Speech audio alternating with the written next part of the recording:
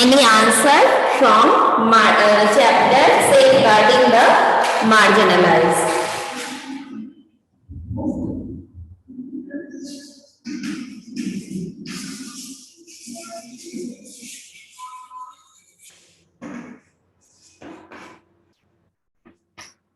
First question is, what do you mean by marginalization? Don't see the book, section D and F. Anyone can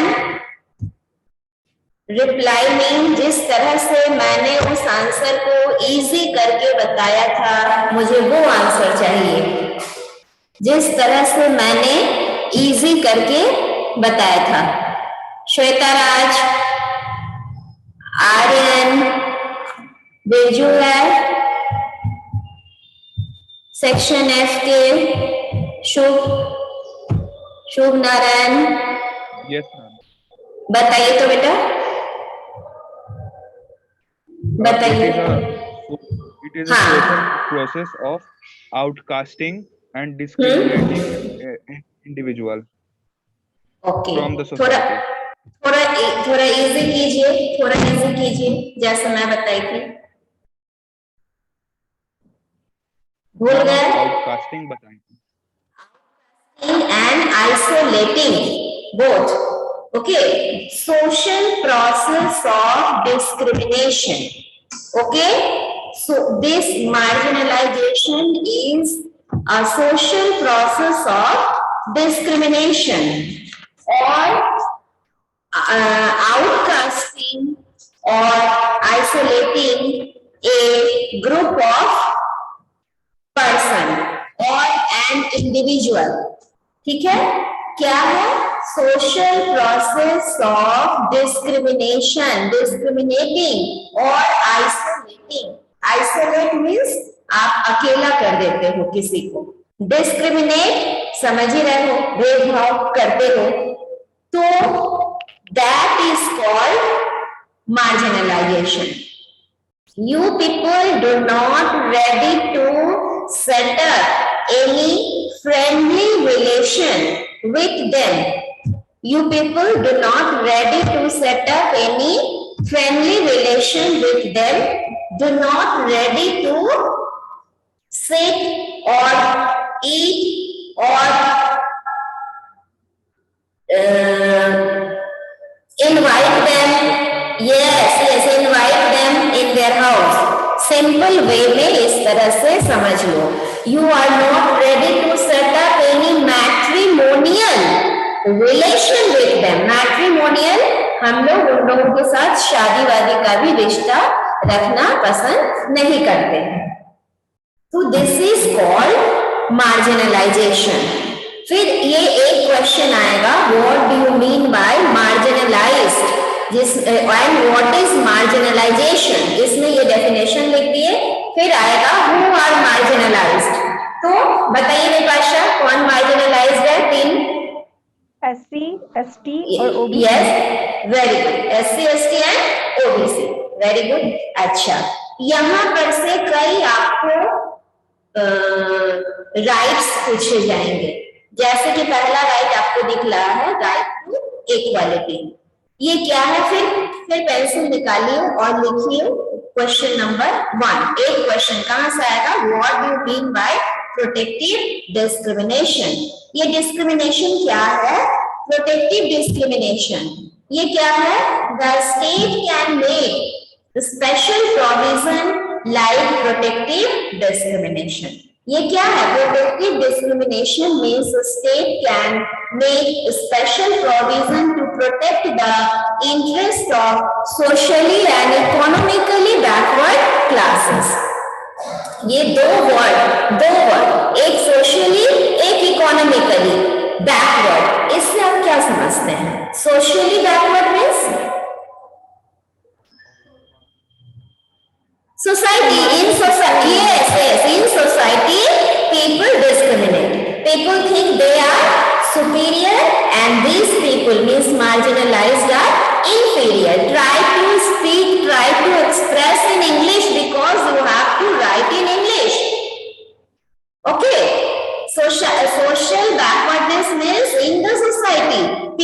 discriminate.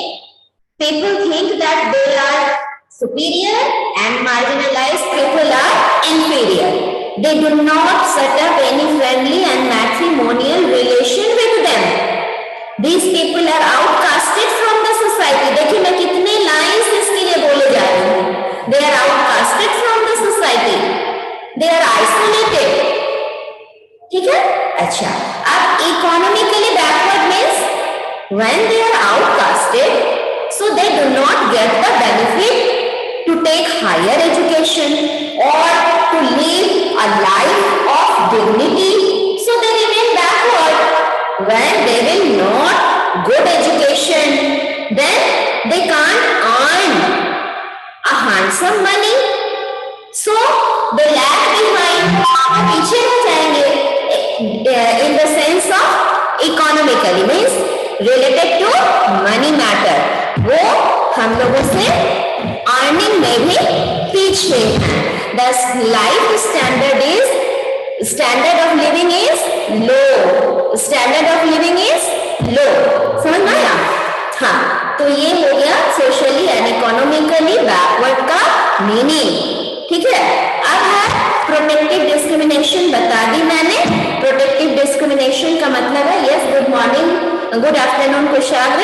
Okay, ये protective discrimination का मतलब है कि state can make any special provision for to protect the interest of the marginalized, those who are socially and economically backward. और right to equality को सही साबित करने के लिए क्या किया गया था? अनटचेबिलिटी को बैन किया गया था. अनटचेबिलिटी क्या था? A social process of discrimination. उन लोगों को क्या समझा जाता था कि दे आर अनटचेबल. लोग नहा लेते थे उनकी परछाई पर भी पाँव पड़ने पर. बट इसको बैन किया गया. क्यों? क्योंकि अगर अभी भी ये चलता रहता तो डिस्क्रिमिनेशन होता है ना. तो हम लोगों का फंडामेंटल राइट क्या है? All are equal before law. इस बात को सही साबित, कानूनी तरीके से सही साबित करने के लिए अनटचेबिलिटी को बैन किया गया. तो ये है, यहाँ पे है आपका एक राइट अगेंस्ट एक्सप्लॉयटेशन और स्पेशल प्रोविजन फॉर माइनॉरिटी. दोनों पैरा से क्वेश्चन आता है. एक प्रोटेक्टिव डिस्क्रिमिनेशन, तीनों पैरा से क्वेश्चन आता है. चारों पैरा से क्वेश्चन आता है. पहला पैरा हो गया कि what do you mean by marginalization and who are marginalized, है ना. तो ऊपर से भी क्वेश्चन आया. फिर आया व्हाट इज प्रोटेक्टिव डिस्क्रिमिनेशन. फिर आया कि right against exploitation. Right against exploitation क्या मतलब हुआ? कि constitution provide for abolition of trafficking in human beings. बेगार, एबॉलिशन ऑफ ट्रैफिकिंग क्या मतलब हुआ? आप किसी से बेगार नहीं ले सकते हो. मीन्स काम करा के मजदूरी नहीं देना, है ना. काम करा के मजदूरी नहीं देना या जबरदस्ती उससे काम करवाना, है ना, या कम मजदूरी देना. तो और फिर 14 years, below 14 years you people take work from the child who are below 14 years of age. आप उनसे हेल्थ हजार्ड वर्क करवाते हो DSLI की फैक्ट्री में या फिर जो कि क्रैकर्स की फैक्ट्री में, जहां पर कि उनकी जान को खतरा होता है. चाइल्ड लेबर को बैन किया गया है. उसके बावजूद अगर उससे काम करवाते हो, these things come under right against exploitation. तो देखिए, ban on the employment of children below the age of 14 years in dangerous jobs like mines and factories. Fundamental rights guarantee SC, ST and OBC can live with dignity and be treated as equals. Dalits have filed appeals under the fundamental right and drawn the attention of the government to provide social, political, economic justice. दलित लोग कैसे appeal किए थे जरा बताइए तो. Section D and F. हाँ, PIL, public interest litigation file किया था. किन लोगों ने जल्दी बोलो, किन लोगों ने? सफाई कर्मचारी. किन लोगों ने किया? सफाई कर्मचारी. क्या किया था? हाँ, क्या किया था जल्दी बताओ. मैनुअल स्कैवेंजिंग को बैन करने के लिए दे फाइल IL, है ना? अच्छा, उसके बाद मैनुअल स्कैवेंजिंग को बैन किया गया। मैनुअल स्कैवेंजिंग क्या है? आप पेज 256 में आप डू यू नो में देख सकते हैं, ठीक है? Yes Shweta, to ban manual scavenging, good answer Shweta. 256 page में आप मैनुअल स्कैवेंजर के बारे में आप देख सकते हो। क्या है? तो manual scavenger is a person who removes human excreta और human waste using brooms, tin plate. सब जगह आपके टॉयलेट जैसा टॉयलेट नहीं रहता है ना?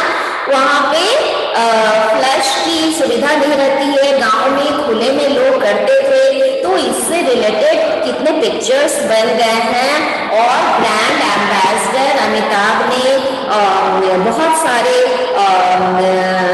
टॉयलेट से रिलेटेड उन्होंने एडवर्टाइजमेंट किया है कि लोग वो बनाए। बट इससे पहले क्या होता था? लोगों को manual scavenging, Dalit women specially, they carry human waste on their head in a basket, they pull it with the help of broom, tin plate. It is a very very bad thing. It affect their eyes, their skins, they suffer from diseases.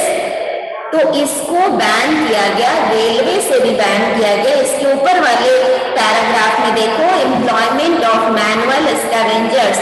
कल आप लोग paper लेकर बैठिएगा, copy लेकर बैठिएगा। मेरी class work homework की copy कल आपको लेकर बैठनी है। मैं गैलरी व्यू में सबके वर्क देखूंगी, आपको कैमरा ऑन करना होगा, मैं वर्कशीट दूंगी, ठीक है? कल के रिवीजन में आपको तीनों act, Morley Minto, Montagu, Chelmsford and government of India act, 3, चौथा Dandi march, 2 mass movement, Dandi march and non cooperation movement, इन पांचों से रिलेटेड क्वेश्चंस 1 वर्ड के रहेंगे, सिर्फ और सिर्फ 1 वर्ड। मैं देखूंगी कितने कम मिनट में कितने लोग अटेम्प्ट कर रहे हैं, मैं उनके लिस्ट तैयार करूंगी। इस तरह से एवरी डे यहीं पे एग्जामिन करूंगी, यहीं पे आपको मैं आपका रिजल्ट बताऊंगी। ओके, ठीक है? तो कितने लोग रेडी हैं? जरा सा मुझे कह दीजिए। आज की होमवर्क जो मैंने दिया उसके लिए यस, अंबिका, विपाशा, साक्षी, प्राची, रोनित, श्वेताराज, शुभ नारायण, अनुष्का, दिव्या, वेरी गुड। ठीक है, तो क्या करना होगा कल? आपको पढ़ के आना है। कितना? क्या?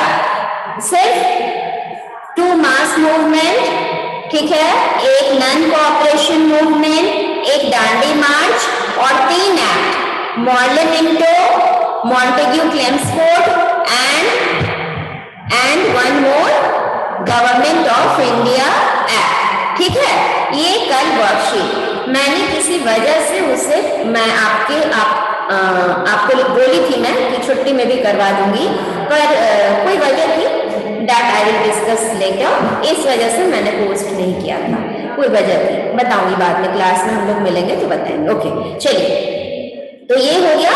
और आज अभी सुनिए कि ये जो मैंने कहा ये बोल्ड लेटर से डू यू नो के ऊपर वाले पैराग्राफ में लिखा हुआ है, आप अंडरलाइन करो।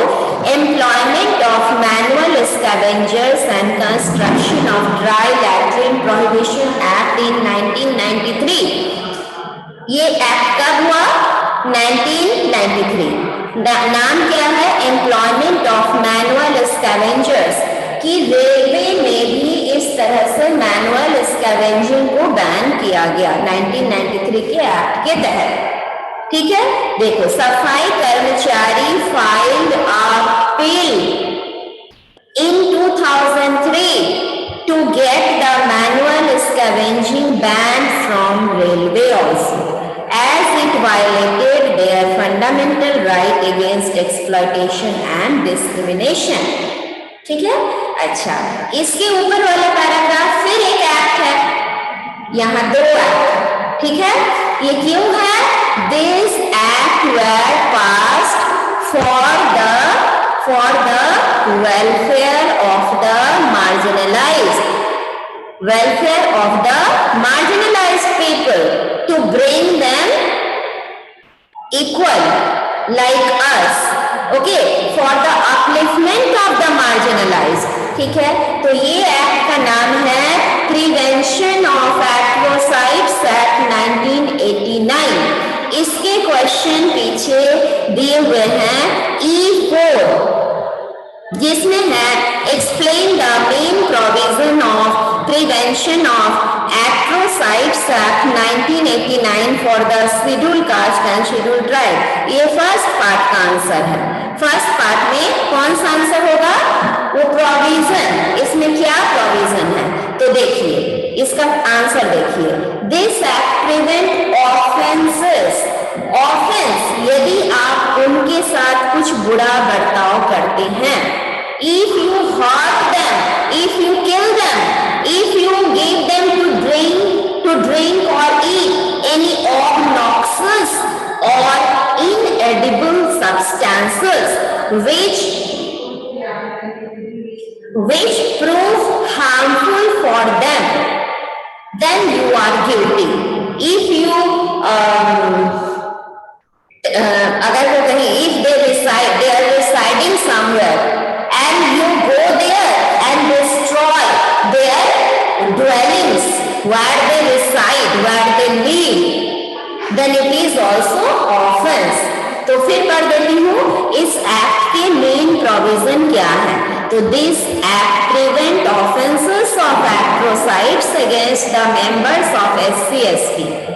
एट्रोसाइड्स शेड्यूल का शेड्यूल ट्राइब के अगेंस्ट में, उनके खिलाफ कोई गलत काम आप करते हैं, उनको मार दिए, उनको उनके घर को उजाड़ दिए, उनको जबरदस्ती कुछ खिला पिला देते हैं, ठीक है. It provides for relief and rehabilitation to the victims.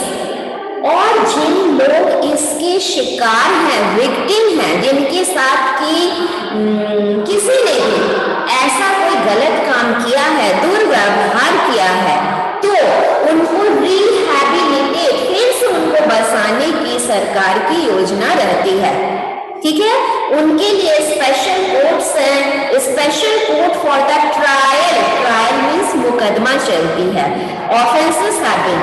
अब दूसरे पार्ट को देखिए. दूसरे पार्ट में है कि list any 6 offences which are punishable under this act. 6 कोई घटना बताइए जो करने से आपको पनिशमेंट दी जाती है. उसमें ये जो डॉट डॉट पॉइंट्स दिए हुए हैं वो लिखना है. थोड़ा उसकी चर्चा कर ली जाए. वो क्या है? Forcing a member of schedule cast और शेड्यूल ट्राइब टू ड्रिंक और ईट एनी इनएडिबल और ऑब्नॉक्सियस सब्सटेंसेस. उन लोगों के किसी को जबरदस्ती कुछ तुम खिला पिला नहीं सकते हो, जिससे कि मान लो जहरी खिलाए, मान लो कि ऐसा चीज खिलाए जिससे उनकी तबीयत खराब हो गई, उनको नशा हो गया, वो कानूनी तरह से जुर्म है. देन इंसल्टिंग और annoying any member of SC/ST.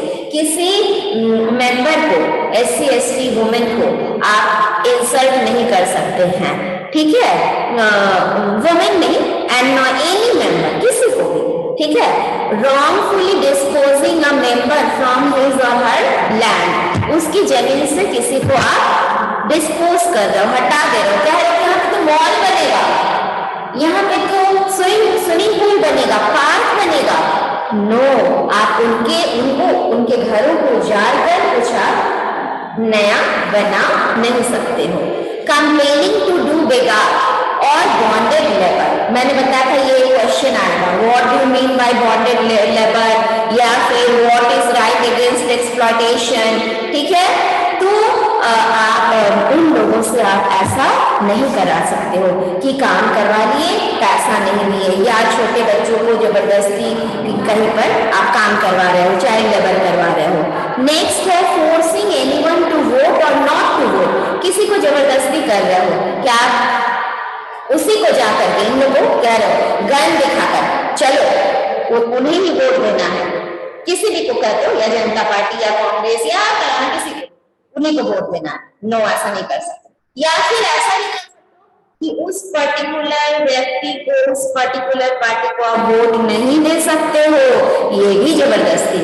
ना तो हाँ कह सकते हो, ना तो ना कह सकते हो।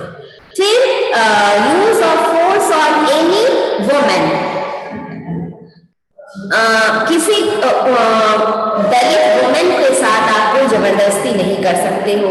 कॉजिंग, वो तो खैर किसी के साथ भी नहीं कर सकते हो, कानूनन जो है, मैंने कहने को है कि they are also protected by law. Causing destruction of a building which is ordinarily used as a place of worship, कोई ऐसा बिल्डिंग जिसमें कि उन लोग वर्शिप, पूजा पाठ कर रहे हैं, उसको आप गिरा नहीं सकते हैं। ठीक है, मतलब एक मंदिर बना लिया, आजकल कहीं भी मंदिर बना दिए और फिर उस जगह को कोई तोड़ नहीं सकता है, तो वो भी नहीं कर सकते हो। अच्छा, जल्दी से आप सेक्शन डी एंड एफ कौन बताएगा जो programmes launched by the government? मैं 2-3 तरह से पूछती हूँ, जल्दी बताइए। PMJDY का फुल फॉर्म बताइए। PMJDY, प्रधानमंत्री जन धन प्रधानमंत्री जन वेरी गुड गुड, प्रधानमंत्री जन धन योजना, वेरी गुड। इसमें क्या है, क्या होता है शुभ बेटा बोलो? This opens a bank account for any individual who is above 10 years of age. Yes, yes. Depositing any money in the bank account. Very good very good, आपने होमवर्क अच्छे से किया है, आपने होमवर्क बहुत अच्छे से किया है। चलिए बेटा, stand up in India scheme किसके लिए किया गया है Shweta? Stand up India scheme SC ST women's and women, yes yes yes yes, no no no, only SC women, yes Prachi, women women। और कितना से कितना उन लोग को बेनिफिट दी जा रही है? 10 lakhs to 1 crore।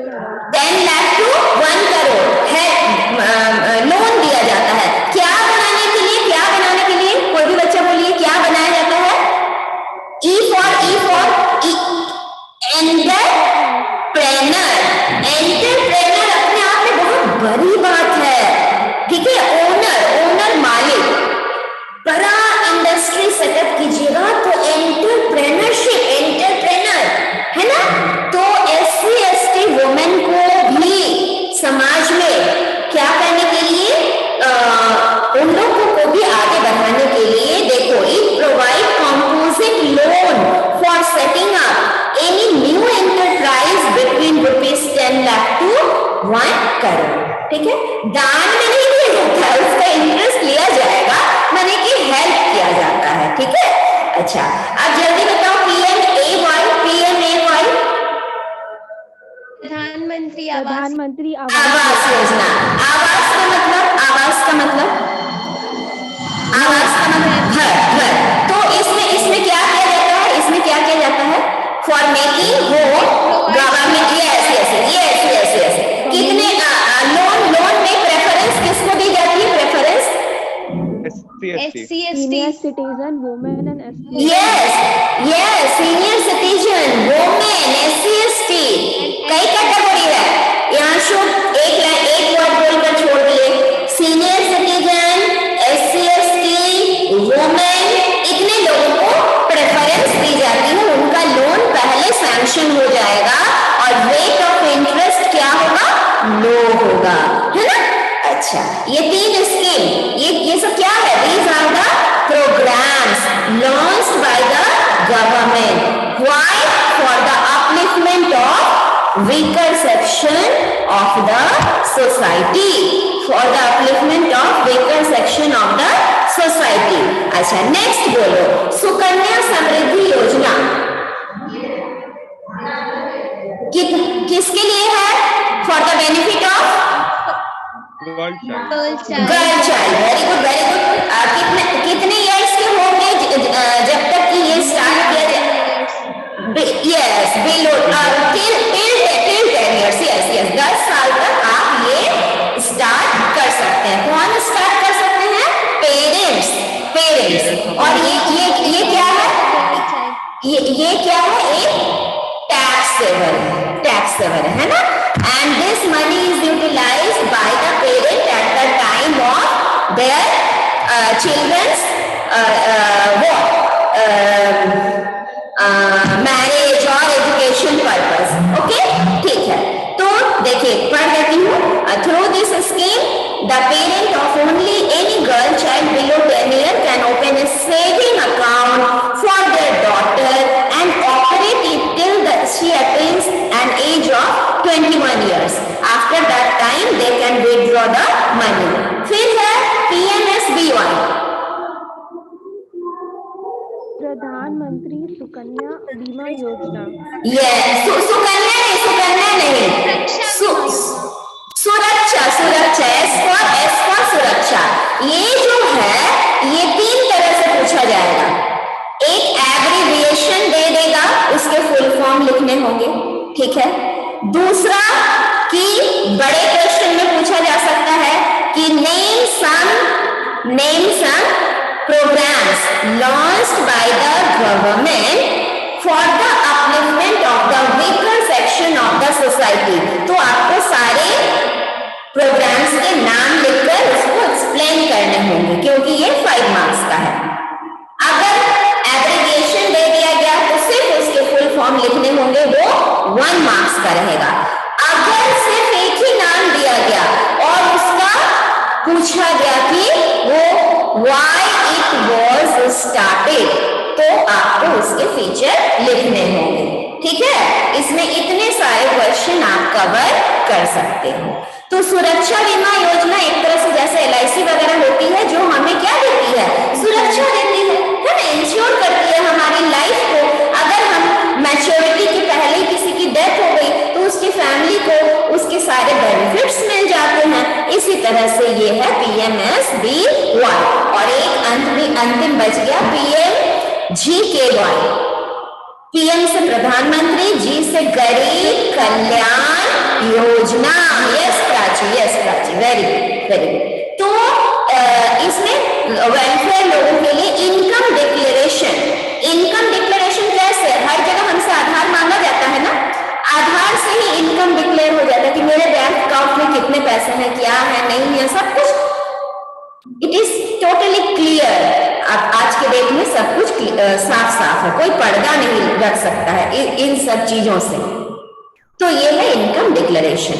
तो ये हो गया आपका, तो आज हो गया ये आपका लास्ट पैरा है people's aspiration and our national goal. तो India has captured the imagination of the world. There is a definite possibility that India can become a prosperous nation if we get rid of. क्या क्या बुराई है, poverty है, ignorance, हम लोग को पता ही नहीं रहता बहुत तरह की बातें कि सरकार ने हमारे लिए क्या किया, नहीं किया। This is called ignorance. And फिर क्या है, डिजीज, बीमारी। ये सबसे छुटकारा मिल जाए तो इंडिया क्या हो जाए, प्रॉस्पेरस नेशन हो जाए। Our growth processes should be more inclusive to ensure that the marginalized and the weaker section benefit from economic growth. They should ensure the improvement of social infrastructure, particularly in field of health, education. An important challenges we face today are the unevenness of our growth process. Uneven है, equal नहीं है growth process. किसी country का ज्यादा है, किसी का कम है, किसी का बहुत लो है। तो हम लोगों को इनइक्वालिटी को रिमूव करनी है। We must ensure that the interest of schedule caste, schedule tribe, backward classes, minority, women and children are protected. हमें देखना है कि हमें उनको प्रोटेक्शन देनी है और उनको हम लोगों को एक जैसा करना है, उनका अपलिफ्टमेंट करना है। यही था ये चैप्टर। सी सेक्शन को मैंने बता दिया, सी सेक्शन ABC बनाकर लाएंगे और पढ़ाने के दौरान मैं ये सब आंसर बता दूंगी। कल 10 मिनट का सेशन होगा, आपका वर्कशीट को दूंगी और उसके पहले मैं ह्यूमन रिसोर्सेस पढ़ा दूंगी, ठीक है, क्योंकि मेरा D और F ह्यूमन रिसोर्सेस पढ़ा नहीं है। ह्यूमन रिसोर्सेस पढ़ने के लिए आपको क्या लाना है वो मैं एक बार डिस्कस कर देती हूँ। आपको एक मैप लाना है, पेज निकालिए, ह्यूमन रिसोर्सेस वाला चैप्टर निकालिए। और हाँ, मैन्युफैक्चरिंग इंडस्ट्री के मैप, दोनों map, industrial region of world and industrial region of India,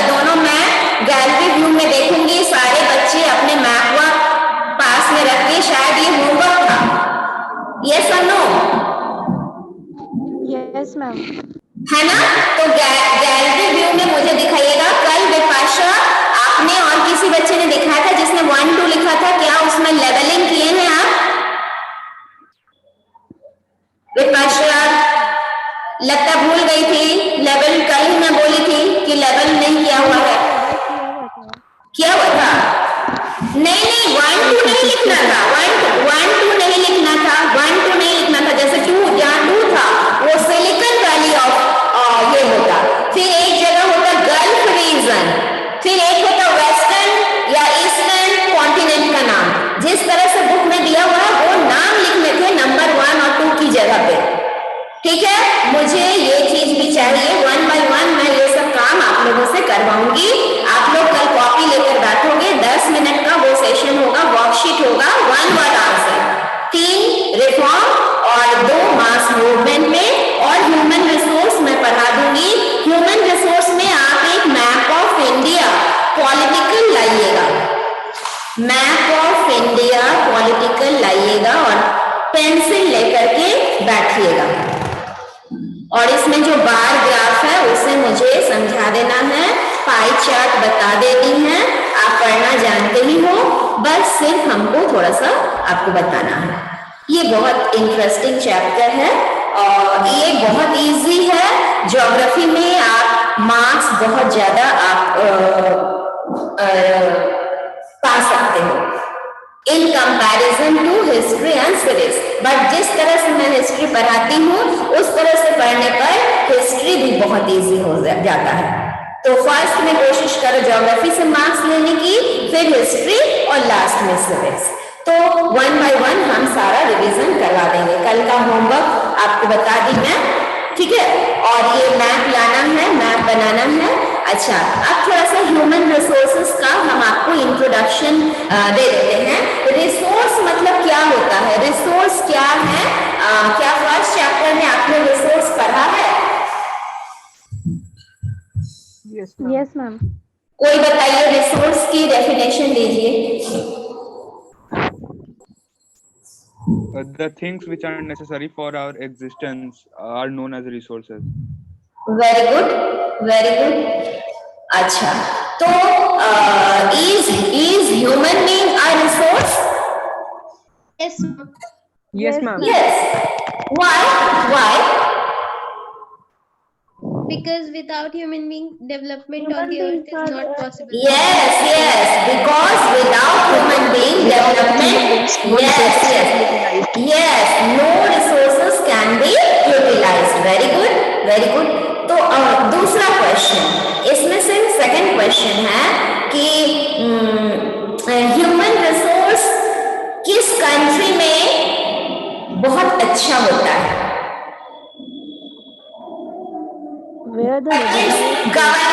government से वो बात जोड़ो, connect it with government policy और एनीथिंग, पॉइंट्स बताइए। The country where, yes, very good, where the literacy rate is high. Second, सिर्फ literacy से नहीं होगा, और बताओ।